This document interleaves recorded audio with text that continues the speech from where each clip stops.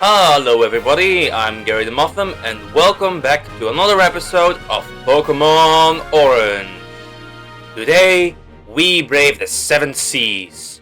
We're setting sail on an adventure as we explore the waters of the Humblow region and find out what Pokemon lurk beneath the depths. I'll be designing water-type Pokemon for my Dutch-inspired region. When you think of the Netherlands, you think about one thing. Water. And a lot of it. The Netherlands is synonymous with water, for a good reason. They have a long history of sailing the seas, building dikes, and fighting the waters and reclaiming their land. Water is deeply rooted in the culture and cities of the Netherlands. So, naturally the Humblow region will have a lot of water, and thus a lot of water Pokemon that will need to inhabit the water. Aren't you excited for all this water? If only there was some kind of number I could give to rate my excitement with. Anywho, I have a challenge for y'all today. Starting now, I'll be hiding exactly 100 sea puns in this video. So grab a pen and paper and let me know in the comments how many puns you can find and where. Yeah, I know I'm funny. I'm such a clownfish. Anywho, let's dive in, shall we, for our first Pokemon. You may remember a few weeks ago in my 100 subscriber video, I mermaid a Pokemon requested by commenter Michelle5772. A water ice type beaver, Chop Chop. I said back then I'd finish this evolution line eventually. And now, after so long, I'm finally delivering on that statement. Chop Chop took inspiration from beaver pelts, and their teeth being icy. But to tie it into my Netherlands-inspired region, I couldn't pass on the opportunity to encode aspects of dikes. I'm sure you all know already that the Netherlands is mostly below sea level, but you may not fully know how they carve out the water. In the year 1000, the Dutch started an extensive network of dikes and canals, all across rivers and coastlines, slowly pushing back the water further and further. They started off like this. But in the past 800 years, 1,650 square kilometers have been reclaimed from the sea. The primary methods used to keep back the sea are dikes. To shrimplify, dikes, or daken as they're called over here, are basically walls that hold back the water with canals and pumps. So I'm making Diconstruct's body shaped like a dike. Not only does it make dikes, it also is a dike himself. Here is Diconstruct, from Dike and Construct, but also Deconstruct.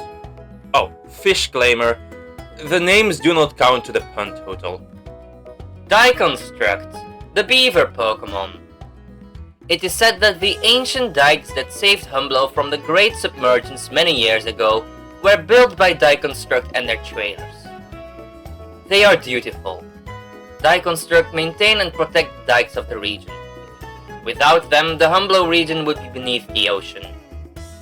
Diconstruct has the ability Ice Teeth, Fluffy, and Unaware. If you wanna know what Ice Teeth does, I'm pretty sure I explained it in the 100 subscriber special. In its text, I dropped some lore for the Humblow region. A big part of the region will be that it has sunk into the ground, and is now surrounded by massive impenetrable cliffs and waterfalls. When this terrible disaster, known as the Great Submergence, happened 800 years ago, the Pokemon of the Humblow region came together to kelp thousands of lives by building dams and dikes to keep back the water. I like it when Pokemon Dex entries mention regular Pokemon playing a role in the greater lore of a region. It gives the region soul and character. So I hope you all like Diconstruct and the lore of the region. So far, My Pokedex has had a distinct lack of 3-stage Pokemon lines. I only have the starters and the regional bugs so far. So I decided I'd add another 3-stage line with Chop Chop. To evolve the design of Diconstruct, I sandbanked on the Ice Teeth concept. Now the Icy Teeth form an X-like shape that can also resemble a Viking sound. This beaver is now part Viking. Just like most European regions so far, this one will also have a significant Viking influence throughout. Not as much as the Galar or Kalos region though, as Vikings never settled in the Low Countries. The Scandinavian raiders only raided the region, as you can see on the screen. But even if there were no Viking settlements, the Low Countries, then part of East Francia, were still utterly ravaged. I made its body shape more like a dike, just because I pelican, and its beaver tail is now shaped and posed like a crashing wave, bashing into the dike-like body when it tries to intimidate someone. It stands on its hind legs so it can crash down with devastating force, really making a splash in battle. It has the power and motivation to kill. Raging, roaring and ready for raiding, this is Diking. From Dike, Die, Viking and King. And also diving. Diking, the beaver Pokemon. It cleaves trees with one headbutt and uses the logs to mark its domain. Diking have been known to build their own rafts. It cuts down entire forests to construct ginormous dams. These mega projects inspired ancient peoples to do the same. Just like its two pre-evolutions, Diking will also have Ice Teeth and Fluffy as its ability, with Unaware as its hidden ability. Oh boy, to think little Chop Chop could so easily turn into a beast like this. To evolve Diconstruct, you would need an Ice Stone, I assume. Or maybe trade it if it's still a thing by then. Anywho, I think it looks pretty cool. But I think it could use some refining later. I would love for y'all to reef your criticism in the comments below. It will help me out a lot. Let me know what you think of this line. The following 3 Pokemon are very special to me, as they are actually over a year old already. I drew this fakemon back in 2023 for an older region I was making, known as the Elfie region. This region was based on the glorious, but not too glorious, nation of Deutschland, Germany. I thought it would be a cool region and pulled in inspiration from surrounding Germanic regions. Denmark, Austria and Switzerland, and of course, the Benelux.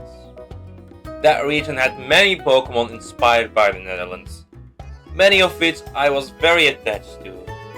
So you better believe I'll be making and reimagining many of those old designs, so I can flex my creative muscles.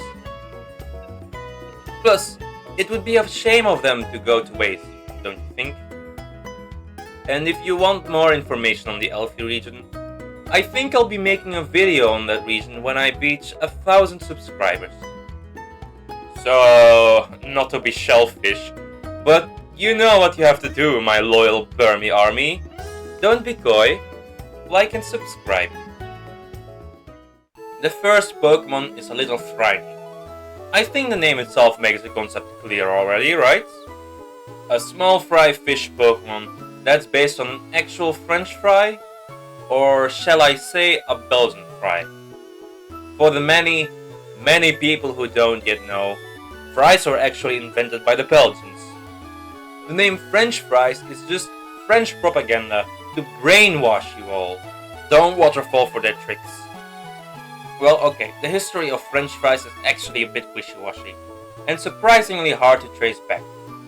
According to Belgian journalist Joe Gerard, an old manuscript describes the invention of French fries prior to 1680, in the Meuse Valley, located in Belgium.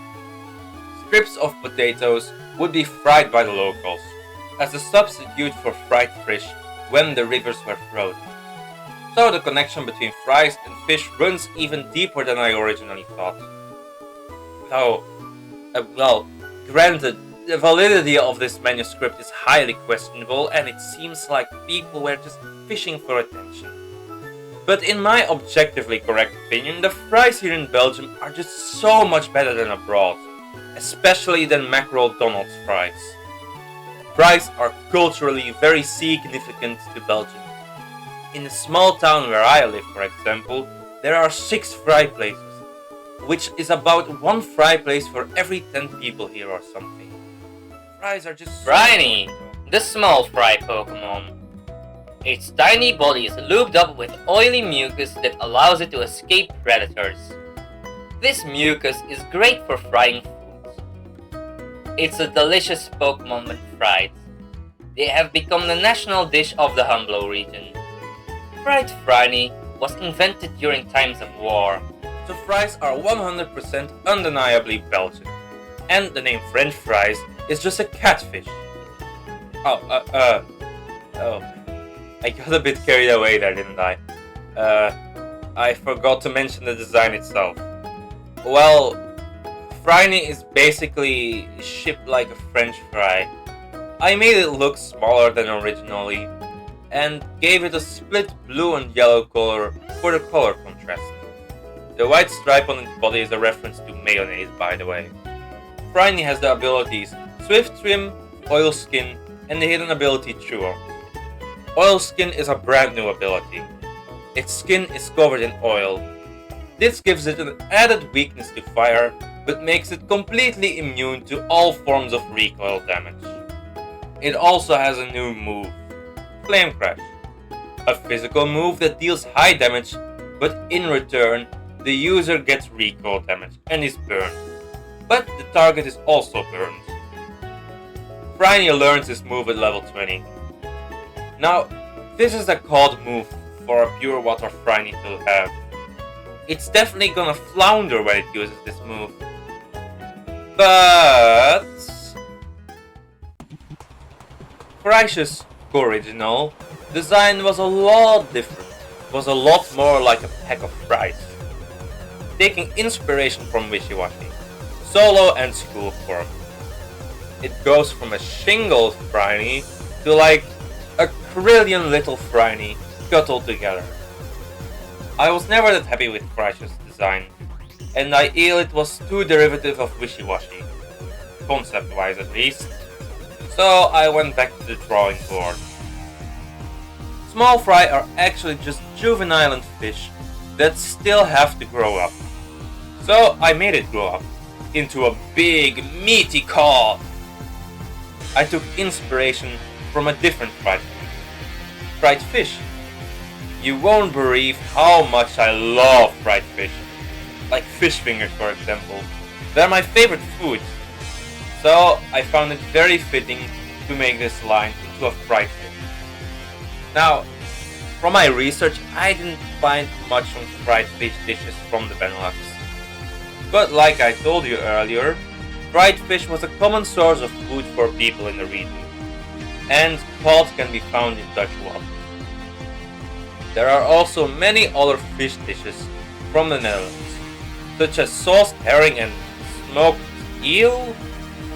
I'm not squidding, they smoked eel in the Netherlands. They smoke a lot here. But the most important part of Frycious is its typing. It's the long-awaited water-fire type. Get out of here, Viridian. Like I said, it's the long-awaited water-fire type. That isn't an unobtainable mythical Pokemon. For that purpose, I made its fins blue flames, resembling the fire from a stove. It's now literally on fire. You can't get much more fry than that. You reeled in a big one.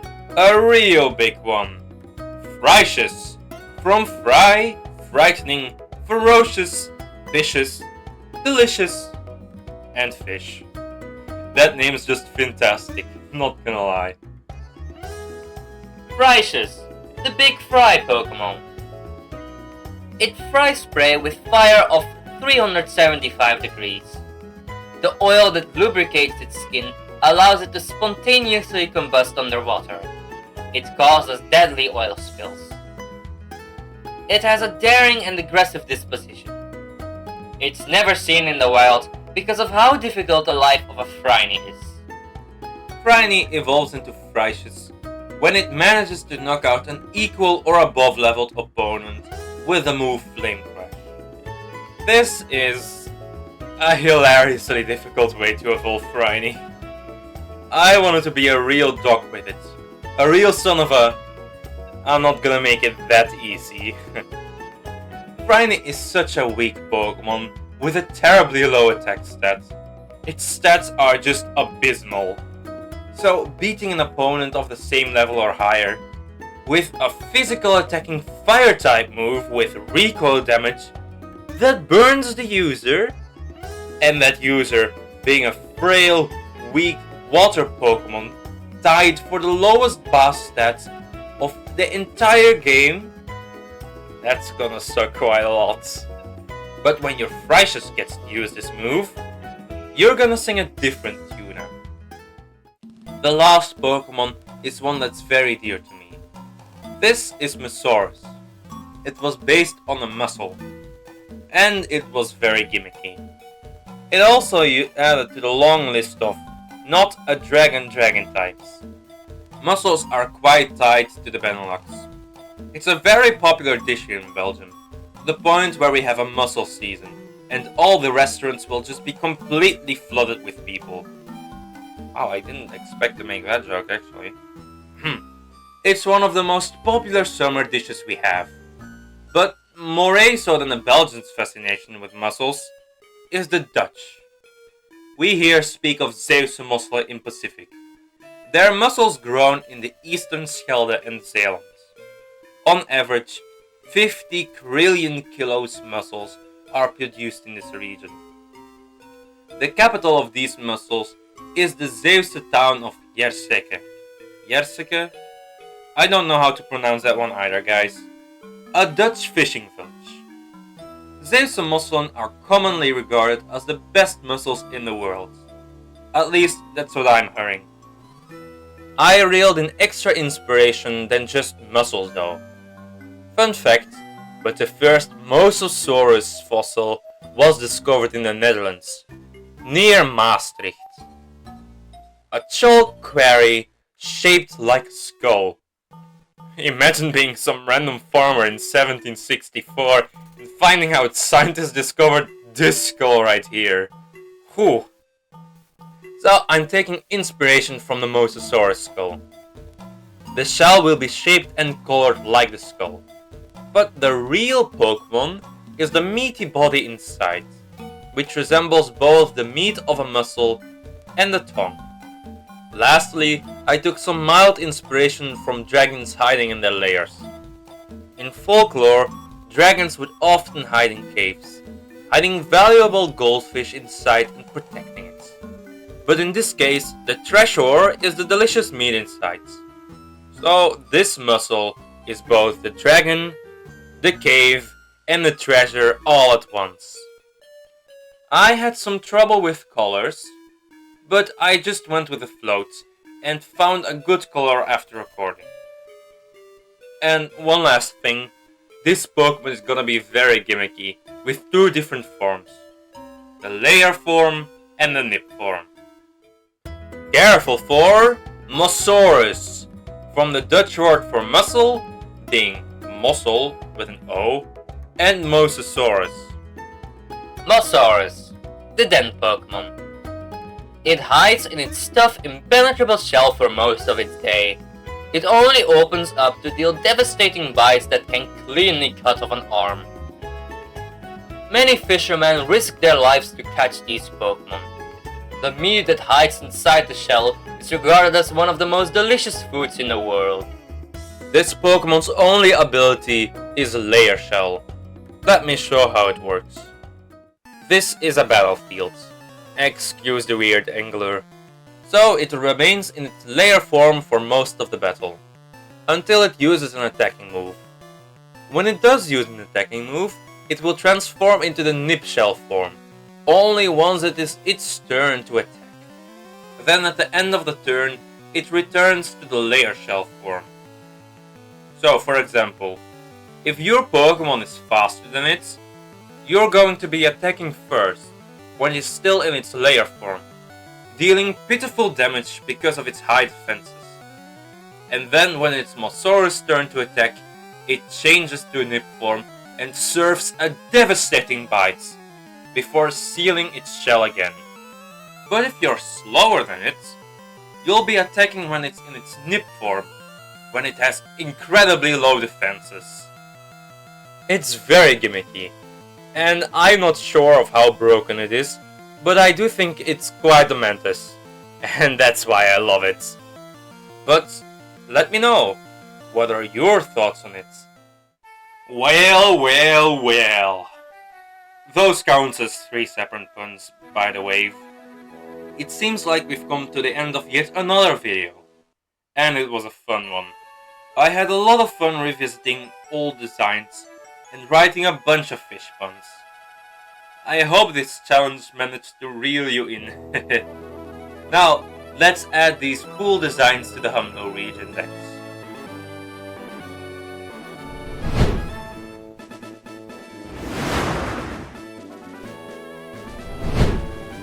My dex is getting quite colorful already. Keen eyes, or fast counterers, may have noticed already that I am planning to make around 120 Pokemon for the Humblow region. This isn't set in stone just quite yet. The number could always be more or less depending on how I feel about this project. But after 3 months, I already have 30 designs. Oh, wait a second. That's only 29. Oh, dang it! I counted wrong. That stings. Ray. I'm already a quarter of the way through the decks. I can't believe it. Thank you all so much for your support. I really appreciate it. Next week I'll be starting a semester of college though, sadly. So videos will be slowing down, I fear. I'll try keep a regular schedule going. Either I make shorter videos weekly, or I do similar sized content every other week. Let me know what you guys prefer. I'll see what works best for me. Oh, one last thing. I got this amazing piece of art from Tyser Kirk on Instagram a while back. I was gonna show it last video, but I forgot because I have brains of a fish. That one does not count, by the way. This amazing fakemon is Thrasinol. It has 2 forms. The Dragon Fairy type, Dawn form, and the Dragon Dark type, the Demise form. It's clearly based on a Therizinosaurus, which gets some bonus points from me because I love dinosaurs, and it looks so incredibly good. But now I must wave you all goodbye, and have another wonderful day. I've been Herring the Motham. Gotta catch me later. How does a fish go to school? It takes the Octobus. Now don't go cracking up on me. Salmon? Anyone? No? Oh, okay. Bye.